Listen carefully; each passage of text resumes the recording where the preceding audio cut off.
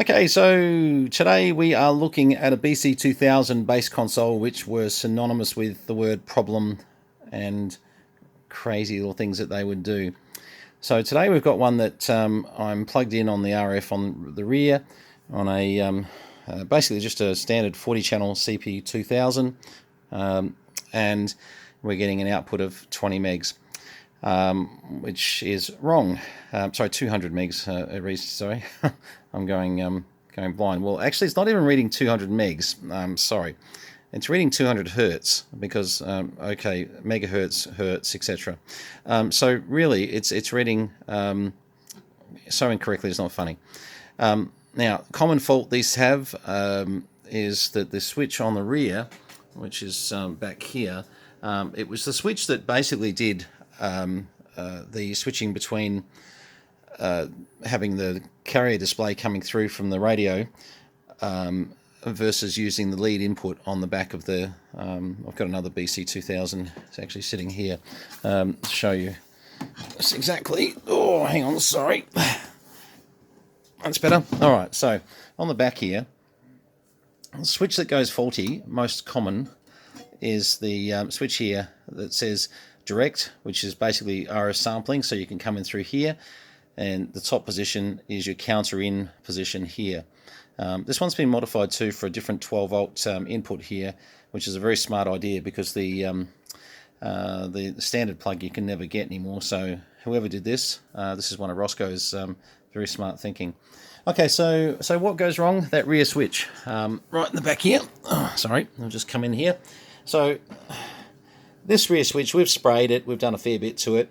I can intermittently get it to work, but you might say, okay, what if I can't get a switch?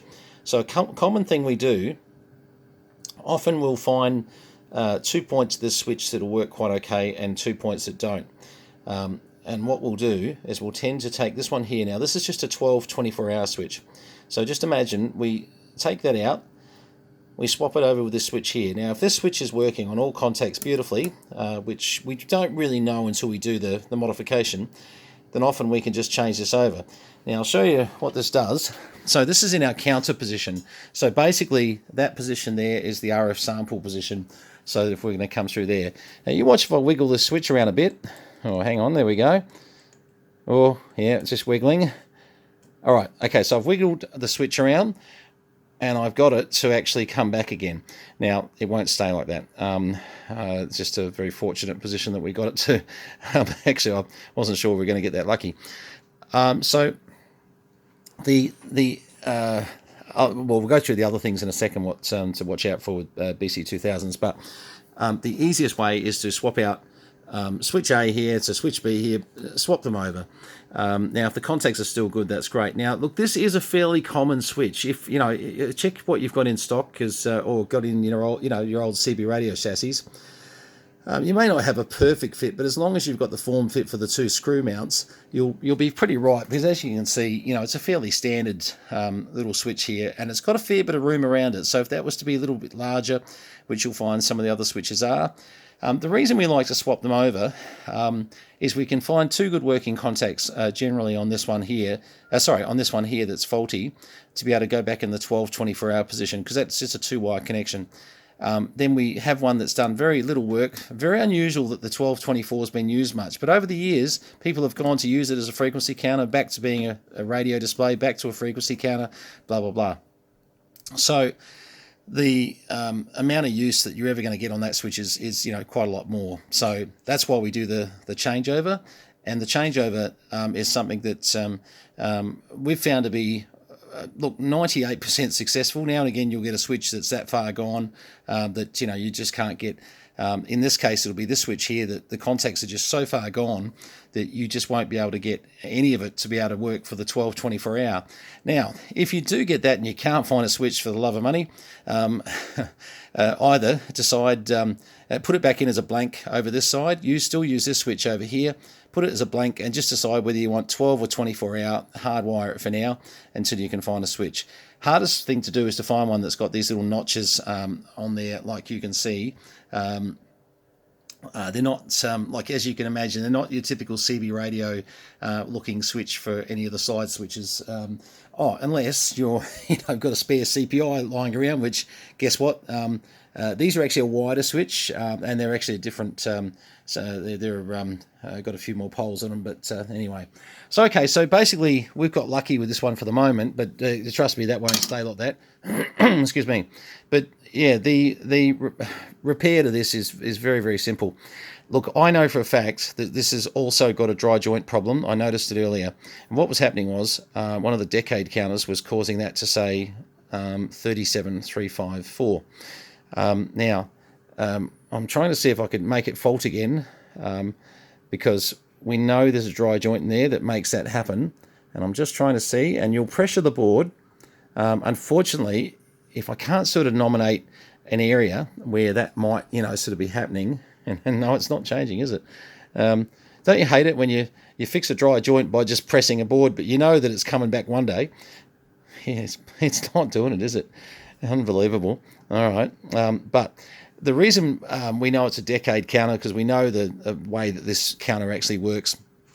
So it's going to be one of these display drivers, or display counters, actually, more accurately, that's causing the issue. Now, the good news, this here seems to have all of its digits working, and we can run through the clock functions like so, and we can just check all of its digits and make sure that it's doing what it needs to do. But just in the quick test I did before, it actually looks superb, and that 12/24 hour, obviously, it's not going to sort of cut in at the moment because we're in 1600 already. But yeah, basically go through and just run it through and make sure that you're getting yourself from one end to the other without any of these little digits missing. And sometimes that can be an issue. We've got spare display bits for these, so some of the ones I've got probably 6 or 7 of these consoles, and excuse me, the job will be to well, in this case, we're trying to get 7 working, 7 out of 7. Sometimes that can be hard. Sometimes you've got to steal bits, but generally, they're not too bad. When you're soldering, be very careful. There's look. This is old school electronics, so pull as hard as it sounds. Pull the whole entire board out, and sort of clean it off, and make sure that you've had a really good look at it. And then start your soldering process, and basically it'll come up pretty easily. They're not difficult to do, these ones. So basically, I should also add, the reason obviously is that the dry joint can be on either side on these things. You have got umpteen million solder joints to do on the opposite side. I've seen them dry joint on both sides, to be honest. So no sort of collection of thoughts there that's going to tell you that one side's better than the other. The general rule of thumb is to have a look at what your display is doing, more so in frequency, and just see where your digit's wrong. Now, if you've got a circuit for these like we have, you can then have a look and say, right, okay, so what chip's controlling that digit, and this, and this, etc. And this can help you to sort of isolate the dry joint. Like a lot of things in life, sometimes you end up doing a lot more soldering than you probably wanted to, but you know what, it just prevents another fault later on. So that's the BC2000 base console. As I said, very easy change out of that switch there. We're just fortunate at the moment. This seems to be I've got to be honest, my Deoxit at the moment has made this switch pretty good. Do I trust that? No, I don't, because when I wiggle it, you know what, it's not doing it now. Oh, weird. Oh yeah, there you go. Yeah, see, when I wiggle it, which means that there is a chance that if we leave this go overnight, and maybe just soak it a bit more in Deoxit, this might come up, this switch.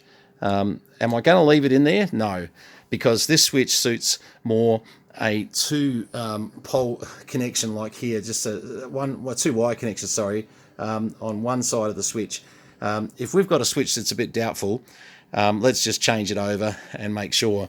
I am really, I love Deoxit. Deoxit D5 is one of my favorite cans. That $40 a can, but sometimes it can get you out of so much trouble. I'm almost willing to say, I wonder if I spray it. Let's go in here and let's give it a spray. And let's just whip it around a couple of times. I wonder if we can make it uneasy again. I'm just going back and forth, back and forth, back and forth. Joking. It's actually freeing up quite nicely. I'm still going to replace the switch. I'm sorry to say. You know what? I'm moving it back and forth at the moment.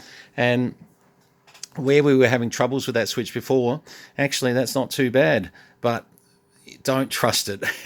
Just swap it out with the 24-hour switch. It's exactly the same switch, and pop it over, and you'll have a lot less problems. Isn't it funny that this is one of those ones where, you know, this is the worst video because everything's kind of fixed itself with a bit of deoxit D5 and pushing a board. You know, I have no 37.354 anymore. Just by pushing the bloody board, and you think, really? See, I want it to fault. I'm an unusual sort of person when I'm making a video. I want to show you the fault and show you exactly what's going on. And of course, it's not quite doing that, is it? Okay, I'm going over to counter. And the switch is working perfectly with a bit of deoxit. Give me a break.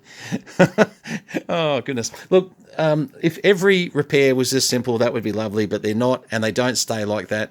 The deoxit D5 will be fine for a while, but that switch will fault again, hence why we'll swap it over. The dry joint, I'm sorry to say, we're going to end up having to solder a lot of solder joints in the counter area of this, because we just can't. We've seen it fault once, and even though it won't fault again at the moment, we can't take the chance. You know, sort of. There's a dry joint there somewhere. It's just not being very obvious at the moment. Anyway, bit of fun. I do love the CPI gear. This is actually the one below here is one of my favourite CPI 2000s. It's stock standard. Not a switch has been changed. Nothing been done to it. And I love the fact that it's so stock standard.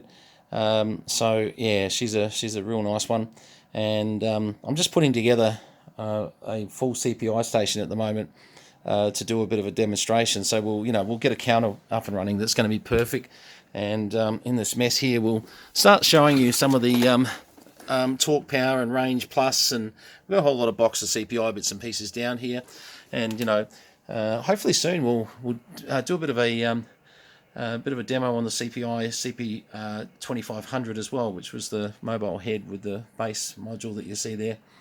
Quite nice too. All right, well, that's a bit of fun. This is our 7th. Oh, we've got 7. 1, 2. Hang on, doing a count. 1, 2, 3, 4, 5, 6, 7. No, there's 8. All right, so this must be our 8th one today. And what we've done is we've put a tag on each one of them to tell us, just exactly where we're at and what we need to do. Most of them very simple. Most of them worked, but some of them have got a receive preamp problem, where the receive preamp's not turning on. This one, as you'll tell, you need a signal really to know, but I can hear it cutting in quite okay. The antenna tuner on this one lights up, comes up nice. You can hear the antenna tuner making its difference as it's tuning around. Obviously meant for a transmit tuner, not a receive tuner. And the AM sideband switching will work fine. So there we go. But they're a nice little unit. This was a box that was a nice feature to put with your CP 2000, and we're probably going to need a couple of them. So don't be surprised that suddenly there's a few BC2000 base consoles on the market, because we're not going to keep all of them. But it's just been taking us time to actually get to them, and to sort of just do these little fixes. By the way, there is an oscillator in these. Now this is sitting on 355. I know for a fact at the moment, so I can actually come in on the side here like so, and this is very much. I would normally set it up with a frequency counter, but I can just see I'm just mucking around here. Now, getting them to float onto 355, you normally want to go about, a little bit above, just to kind of keep it in that area. There is a way to stabilize these, and that's the other thing we'll be getting into at some stage. We'll probably do another video on that, and you can get that digit there not to be sort of clocking around so fast, and stabilize your frequency. It is a bit annoying the way this one's going. We've got one that's actually, we've done the mod to.